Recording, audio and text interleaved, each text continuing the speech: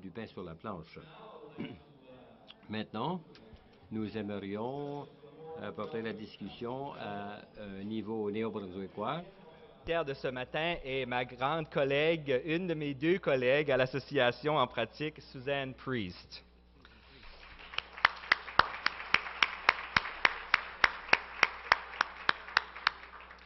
Suzanne est une infirmière immatriculée, puis comme je viens de le dire, est une des 3 expertes conseils en pratique à l'Association des infirmières. Suzanne a obtenu sa maîtrise en soins infirmiers ou en sciences infirmières à l'Université du Nouveau-Brunswick en 2010. Sa carrière en soins infirmiers l'a amenée à travailler au Canada et aux États-Unis dans différents postes, dont des postes de gestionnaire, des postes d'infirmière enseignante, infirmière en soins intensifs, surtout en néonatologie, et infirmière auprès des Premières Nations, dont elle est très, très fière. Elle éprouve une passion profonde, puis quand je dis le mot passion, je pense que je ne pourrais pas mettre assez de pesanteur sur le mot passion à l'égard de la profession infirmière, et elle fait de façon quotidienne la promotion du professionnalisme auprès des étudiantes infirmières et des infirmières immatriculées. Dans le cadre de ses fonctions comme experte conseil à l'association, Suzanne fait actuellement de la recherche sur la question du savoir-vivre, la civility, dans la profession, pour laquelle elle a effectué un vaste examen de littérature. Elle partagera maintenant les résultats de cette recherche avec vous et avec nous ce matin. Bienvenue, Suzanne.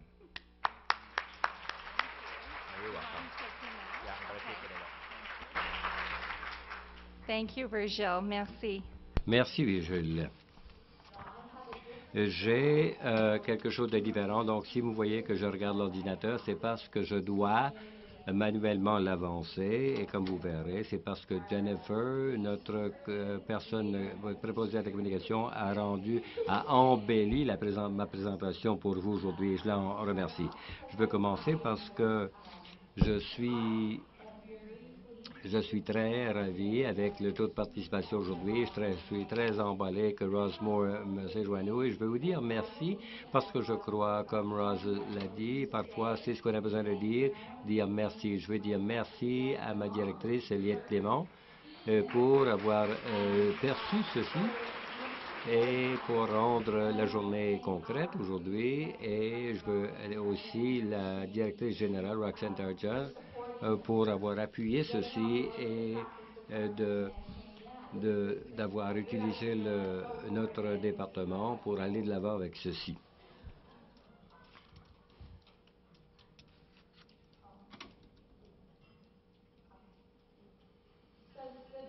Alors, le savoir-vivre tout de suite. Je sais que vous avez votre café, vos muffins et tout le reste, mais je veux que vous preniez une pause pour un instant. Qu'est-ce qui est la première chose qui vous vient à l'esprit lorsque vous m'entendez utiliser le mot savoir-vivre? Est-ce que c'est un moment où vous avez été traité gracieusement dans un restaurant ou encore salué par un étranger ou pendant que vous travaillez dans une unité, vous avez un de vos collègues qui arrive et offre de vous aider sans que vous aviez demandé? Ou est-ce que c'est l'opposé de cela? Est-ce que c'est une mémoire de quelqu'un qui a été rude envers vous, ce sentiment, alors je suis aussi bien de commencer à nager parce que je vais caler. Il n'y a personne de mes collègues qui viennent m'aider tout de suite à ce moment-ci. Pour les employeurs ou ceux en administration ou la gestion, j'aimerais que vous vous joigniez à nous à imaginer quelque chose. Chaque infirmière ici dans la salle imagine un lieu de travail dans lequel il n'y a pas de commérage, où il n'y a pas de la chuchotterie derrière les portes fermées. Et imaginez une équipe sur l'unité où tout le monde partage de l'information, collabore vraiment et écoute vraiment à ce que vous avez à dire et ce que vous avez à offrir, surtout que vous soyez une nouvelle diplômée ou une infirmière d'expérience de 20 ans. Imaginez le temps qui serait épargné si tout le monde partageait vraiment de l'information et collaborait, et comme je l'ai dit plus tôt, et offrait de l'aide sans être demandé. Pensez-vous que c'est impossible, ça? Eh bien, aujourd'hui, j'espère bien qu'à la fin de la séance de Roz et celle-ci et les discussions, nous croyons qu'on sera encouragé, non pas découragé, à créer une culture de savoir-vivre et de professionnalisme accru dans la province et que c'est une mission possible. Alors, essentiellement, je veux parler de savoir-vivre. Est-ce que ça veut dire pour nous, en tant qu'infirmières praticiennes et infirmières immatriculées? Et je vais discuter brièvement la force ouvrière multigénérationnelle et l'impact et la recherche sur le manque de savoir-vivre et son impact. Et ensuite, après vous avoir donné les résultats de recherche de littérature, on pourra aller aux discussions. On a 3 questions pour ces discussions séparées. On pourra en arriver avec des stratégies qu'on peut ramener collectivement à nos lieux de travail respectifs afin que l'on puisse avancer en tant qu'association pour créer une culture de savoir-vivre.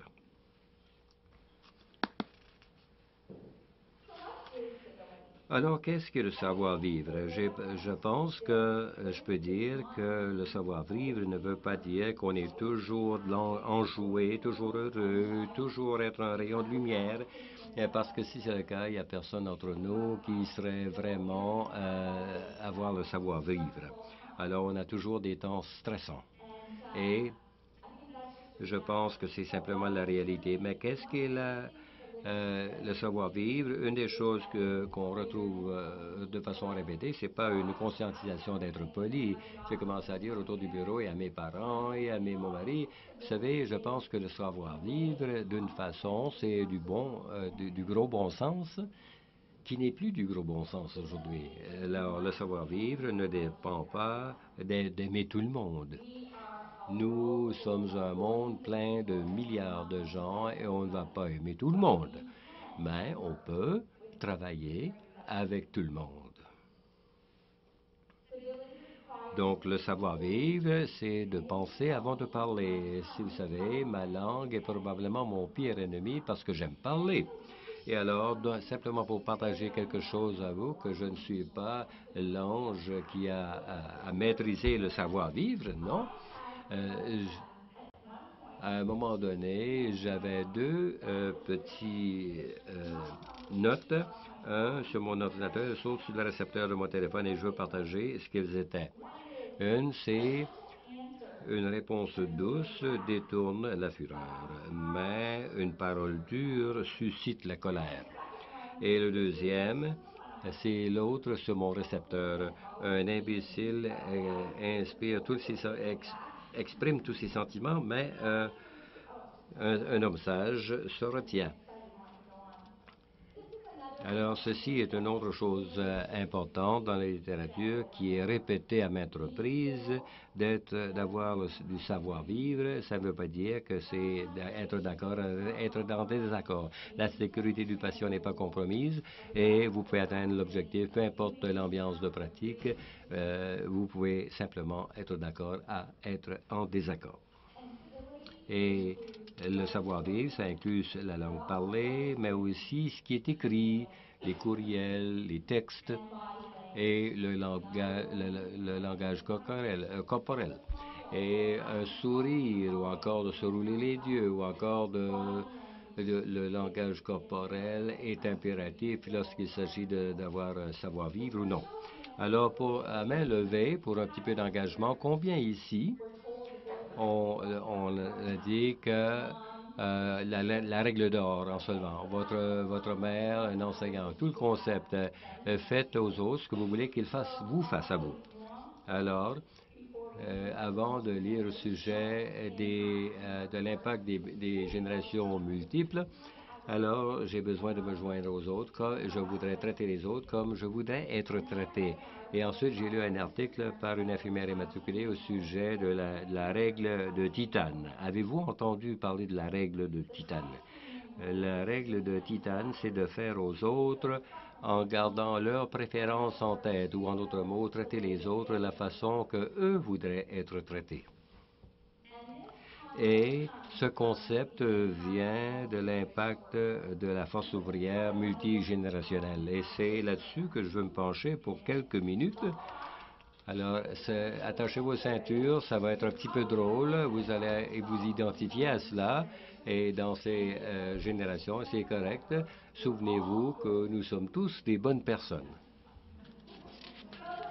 Alors, les bébés de radio, on sait qu'à INB, il y a encore des infirmières de l'ère de la radio. Les bébés radio, les vétérans, sont traités comme étant conservatrices et prudentes. Il y en a qui sont de la vieille école. Certains vont dire, mais ils valorisent le dévouement et la hiérarchie. Ce sont les infirmières qui sont peut-être encore là lorsqu'un médecin arrive au poste des infirmières. Et ce sont les infirmières qui vont seulement qu'appeler malades si elles ne peuvent pas bouger dans leur lit. Alors, le changement d'emploi n'est pas commun chez ces vétérans. Et ils sont loyaux. Quelqu'un qui a travaillé pendant 17 à 25 ans, c'est leur rêve, ils sont le rêve des employeurs. Ensuite, on a eu les baby boomers. Et je ne vais pas regarder cela parce que je sais qu'il y en a beaucoup ici dans la salle, des baby boomers. Et la littérature vous décrive comme étant les chefs d'équipe, chefs de la meute. Les chefs de la meute et les baby boomers sont connus pour être compétitifs, ils sont moussés, ils sont vraiment dans le jeu. Et c'est là où ils vont travailler un quart de travail additionnel, même s'ils ne veulent vraiment pas travailler, même s'ils sont fatigués, épuisés, ils ont une réunion de famille cette semaine-ci. Si rien ne marche pas, ce sont les infirmières qui vont travailler ce quart de travail additionnel. Ou encore, s'ils travaillent au bureau, dans un environnement de bureau, vous allez voir à leur bureau le vendredi, le samedi, le dimanche, lundi, mardi, mercredi, jeudi, vendredi, samedi, vous voyez ce que je veux dire. Ils sont très dévoués. Ces infirmières pourraient être de l'idée que vous devez vous prouver avant que je vais être considéré un membre d'équipe valable ou encore je vais prendre ce que tu dis comme étant crédible. Maintenant, certains d'entre vous qui êtes soit parmi les vétérans ou les baby boomers, bon, oui, ça a l'air bien, ça sonne bien jusqu'à date, mais voilà où ça commence à descendre. La génération X et Y, et moi je suis de la génération X, je l'admets, et lorsque j'ai lu ceci, j'ai ri dans ma barbe, et on est censé être la génération la plus mal comprise de toute la force ouvrière aujourd'hui. Et la raison pourquoi je dis ça, on est la première génération dans laquelle les familles monoparentales sont devenues communes. On est la première génération dans laquelle on a vu les parents qui ont perdu leur emploi, même s'ils étaient des employés loyaux. On a vu des politiciens qui sont exposés, soit aux États-Unis ou au Canada, comme étant aussi véridiques ou francs ou honnêtes qu'ils auraient pu l'être. Alors, on a appris très tôt qu'on a besoin de se fier sur soi-même et d'être très prudent en qui vous avez confiance. C'est ça que la littérature dit, c'est pas moi qui le dis. Les générations X valorisent le temps avec la famille autant, sinon plus, que le temps passé au travail. Donc, ceci peut être perçu par d'autres générations comme étant pas engagé assez. Et ce sont là les professionnels qui préféreraient travailler à temps partiel et avoir moins de salaire. Et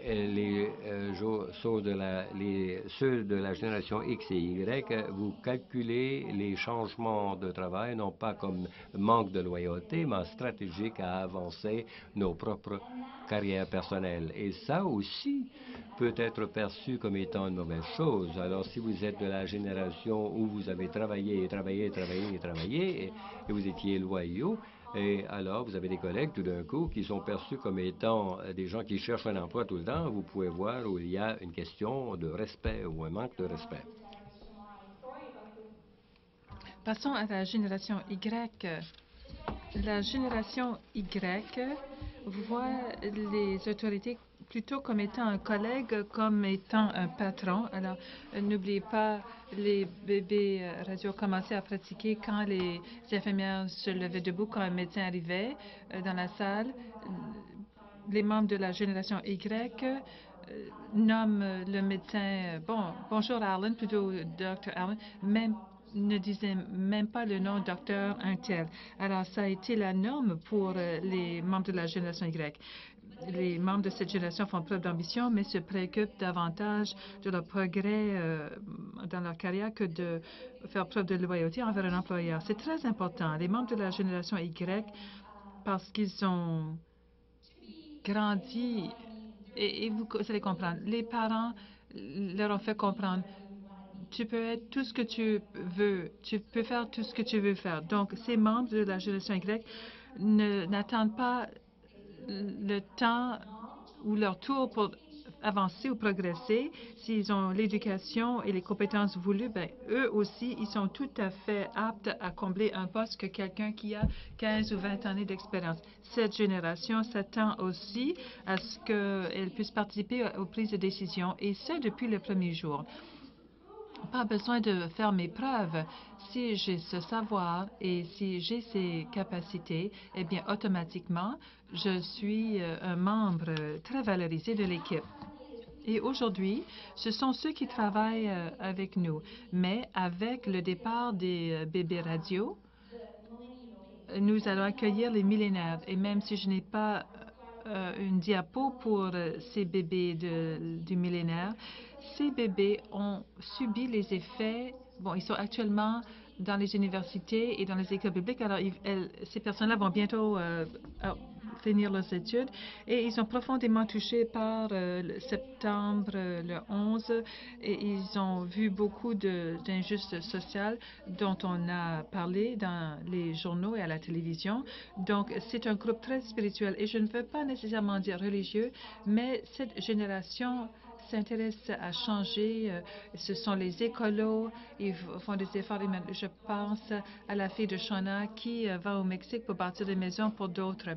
C'est très commun pour ces gens-là. Ils sont très techno-expérimentés, extrêmement techno-expérimentés. Et ce que je voudrais laisser avec vous, c'est que les bébés du millénaire ont prédit que la rétroaction, bonne ou mauvaise, de façon régulière, va être essentielle pour la génération des millénaires.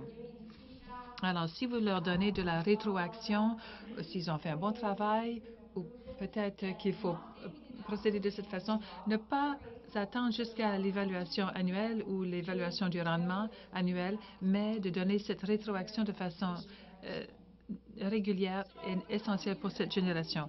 Alors, je ne voulais pas être controversée en mettant des bancs de GOX parce que je ne veux pas laisser sous-entendre qu'on est là à participer à un combat, mais je voulais simplement vous dire que si on pense au système de soins de santé qui subit des stress, les soins à prodiguer aux patients, et vous pensez aux 4 générations qui travaillent ensemble possiblement, faisant partie de la même équipe de soins de santé, vous pouvez voir comment ça peut être un champ de bataille, et où on fait des commentaires à dessein qui ne sont pas courtois, mais on le fait peut-être sans vraiment s'en rendre compte, et c'est ce dont je voulais vous parler aujourd'hui. Alors, beaucoup d'entre vous, vous êtes soit en train de profiter de cette présentation ou pas, mais vous vous posez sans doute la question. Et puis après? C'est beau, c'est bien, merci à INB, mais qu'est-ce que ça a à voir avec moi en tant qu'infirmière immatriculée ou en tant qu'infirmière praticienne? Ai-je la responsabilité, suis-je redevable pour mon savoir-vivre? Et en réponse à cette question, je dis un oui retentissant. En 2012, d'ailleurs, on l'a dit hier, que le département de pratique de l'INB avait révisé. Liette Clément a siégé, plusieurs provinces et un territoire ont travaillé ensemble pour réviser les normes de pratique pour les infirmières immatriculées. Vous voyez la page couverture de ce document. J'apprends de façon visuelle. Alors, si vous allez au site web de l'INB et vous cliquez sur publications, tous ces documents, toutes les publications sont affichées. Et aujourd'hui, je voulais vous montrer, parce que nous sommes obligés de pratiquer conformément aux normes de pratique, je voulais vous montrer 3 indicateurs qui appuie le savoir-vivre. Travailler comme professionnel, travailler en équipe. L'énoncé descriptif 3.2. L'infirmière immatriculée communique efficacement et respectueusement avec les clients, les collègues et d'autres. Et au point 3.7, l'infirmière immatriculée préconise des milieux d'exercice de qualité et y contribue. Et si vous travaillez là où ça n'est pas le cas, l'énoncé descriptif 3.7 dit que l'infirmière immatriculée préconise des milieux d'exercice de qualité et y contribue. Et l'énoncé descriptif 4.1, l'infirmière immatriculée fait preuve d'un comportement professionnel, présence professionnelle. Alors, si on s'occupe davantage des études, l'incidence du manque de savoir-vivre. Et vous savez, je fais ces lectures depuis des mois. C'était très clair qu'il n'y a pas beaucoup de renseignements écrits sur le savoir-vivre et la pratique du savoir-vivre. Le résultat de tout ça, c'est que si ça fonctionne, pourquoi faire des recherches? Pourquoi regarder les gens qui travaillent bien ensemble ou qui se traitent de façon respectueuse? Alors, quelle est l'incidence du manque de savoir-vivre?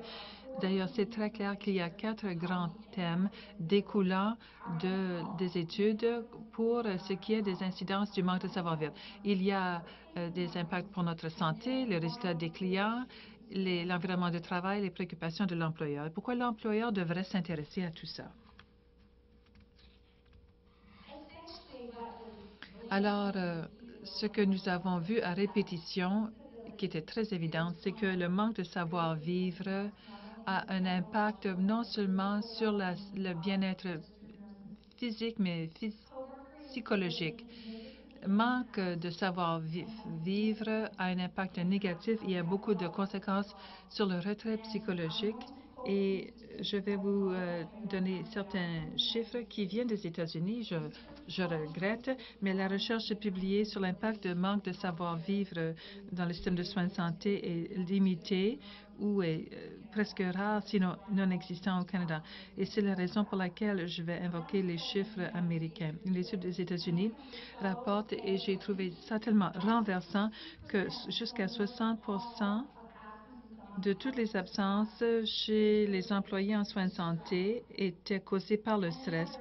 Et une autre étude rapporte que 47% des employés dans le domaine de la santé passent moins de temps au travail à cause d'un manque de savoir-vivre. On a demandé et les infirmières ont répondu. 47% d'entre elles ont répondu « Oui, je travaille moins en raison de manque de savoir-vivre ». Pendant le forum virtuel et par les sondages que j'ai effectués au cours de la dernière année et demie, et je remercie ceux et celles d'entre vous qui avaient pris le temps de répondre. À l'avenir, lorsqu'on va communiquer, c'est pour des activités comme celle-ci, on essaie de ramasser des données pour savoir qu'est-ce qui se passe chez vous. Les infirmières immatriculées, les infirmières praticiennes ont appuyé ce fait. Et je veux lire 2 citations qui m'ont vraiment frappée. Il y a eu une citation d'une éducatrice. Souvent, les étudiantes manquent de travail en raison du traitement qu'elles reçoivent au travail. Une autre infirmière immatriculée m'a répondu « J'étais malade à l'idée d'aller travailler tous les jours. Il n'y avait personne au bureau à qui je pouvais parler et j'ai commencé à douter mes compétences professionnelles. J'étais rendu au point où je craignais de répondre à un courriel de peur de dire ou d'écrire quelque chose de mal. Éventuellement, j'ai quitté mon emploi et j'ai trouvé un emploi ailleurs. » Résultats des clients. L'impact du manque de courtoisie sur les résultats des clients. Dr. Alan Rosenstein. Et certains de ces renseignements sont dans vos trousses aujourd'hui. Je vais peut-être dépasser le temps qu'on m'a donné de 5 minutes, mais il y a beaucoup de renseignements à partager avec vous. Eh bien, ce Dr. Rosenstein a fait une étude entre médecins et infirmières. Ce sont les 2 membres de l'équipe qu'il a examinés. C'était très récent. Ce travail du Dr. Rosenstein est paru très dernièrement. Et il a fait le lien entre le comportement perturbateur et l'incidence d'événements négatifs. Il a lié ça aux erreurs médicales, l'atteinte à la sécurité du patient et qualité atteinte et mortalité du patient. Et à son sondage, la moitié, presque 50% des médecins et des infirmières qu'il a sondés ont annoncé qu'ils étaient au courant d'un événement qui se aurait pu se produire et s'est probablement produit. Donc, un incident négatif est arrivé en raison d'un comportement perturbateur. Alors, ça, c'est plus de la moitié. 19% savaient avec certitude qu'un événement négatif s'était produit en raison d'un comportement perturbateur. Une autre étude de recherche publiée par le ISMP, Institute for Safe Medication Practices, que nous connaissons, c'était également paru en 2012.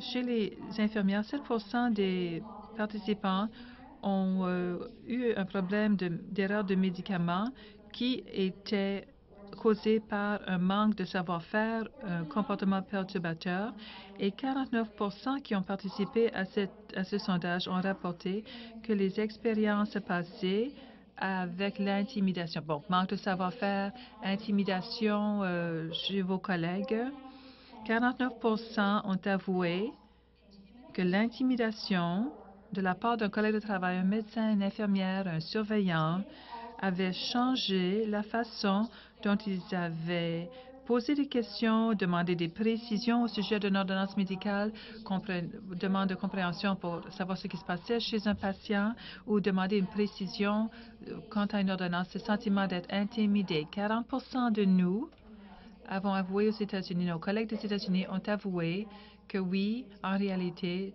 cela m'a amené à y réfléchir 2 fois et ne même pas demander de précision. Je suis allée au pif parce que je craignais la réponse.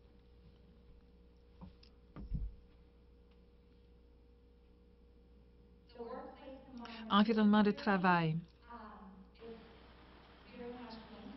Il y a un lien très étroit.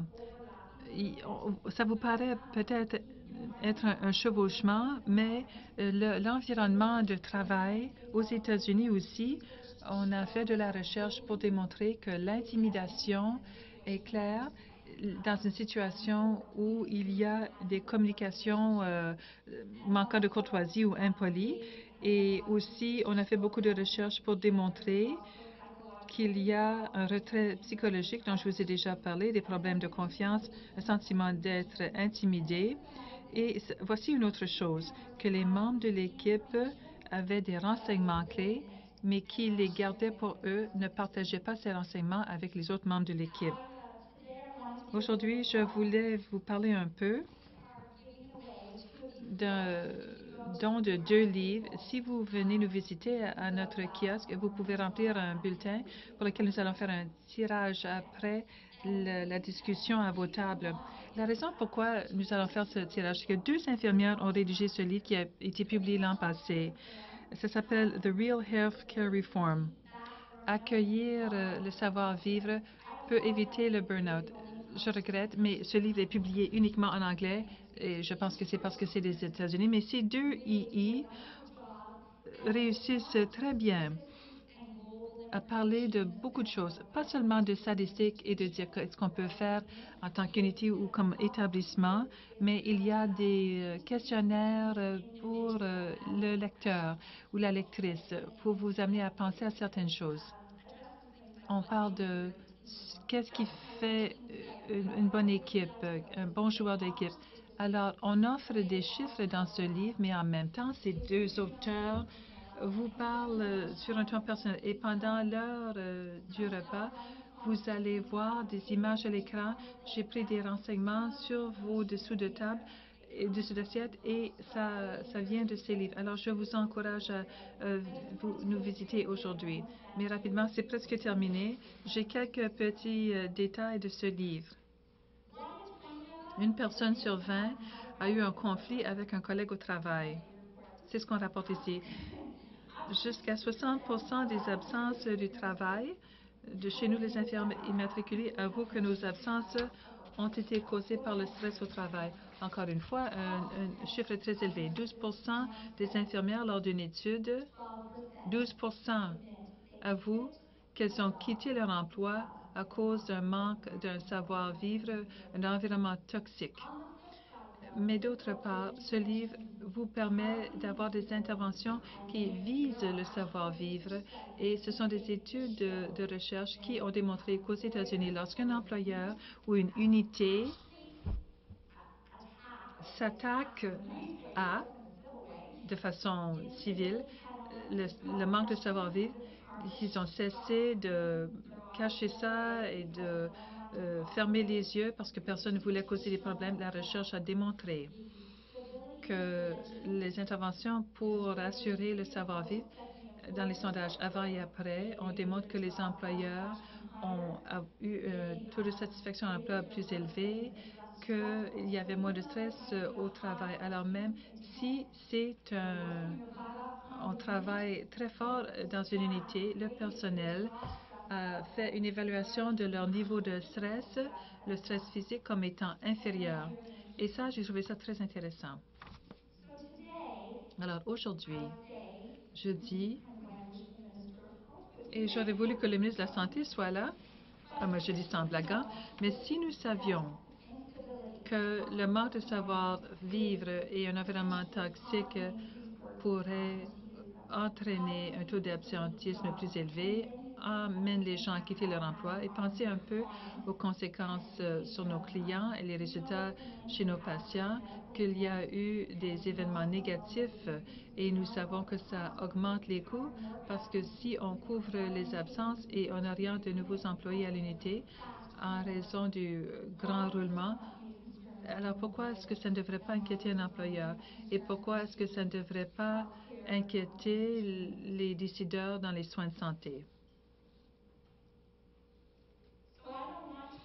Alors, je ne veux pas être complètement négative. Je voulais vous parler de la recherche faite aux États-Unis et en raison du travail que fait Ross Moore, je crois, et je ne le dis pas à la légère, mais que Mission Possible, le savoir-faire pour tous est possible. Et je crois que faire preuve de savoir-vivre, parce que c'est ce que dit la recherche, devrait mener à une productivité accrue, à des infirmières plus en santé et à des infirmières présidents plus en santé et à des clients plus en sécurité.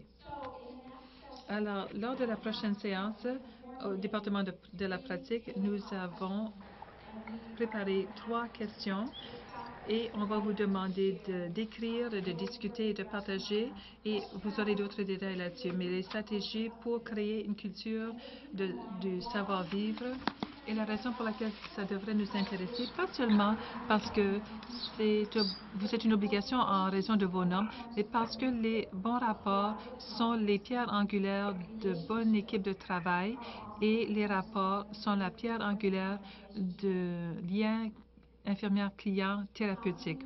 Comment pouvons-nous avancer la mission possible, le savoir-vivre pour tous? Je pense que vous prendrez ce que vous avez entendu aujourd'hui. J'espère que nous avons allumé une petite flamme qui ne restera pas seulement au Delta, mais que vous allez ramener ça chez vous et que vous verrez et vous dire, bon, peut-être que je ne peux pas tout changer en un clin d'œil, mais je peux changer qui je suis parce que nous pouvons tous nous améliorer. Je peux penser 2 fois avant de réagir de façon négative. Je pourrais peut-être encourager quelqu'un qui j'ai porté un jugement, qui vient d'une autre génération, mais je pense que au départ, ça peut commencer ici, un peu comme une chandelle qui vient d'être allumée, que nous pouvons transporter dans tous nos lieux de travail. Et je crois aussi qu'en partageant ces choses-là ensemble aujourd'hui, que l'AINB peut continuer à travailler, à encourager, à nous mobiliser pour assurer le professionnalisme de la profession infirmière. Merci.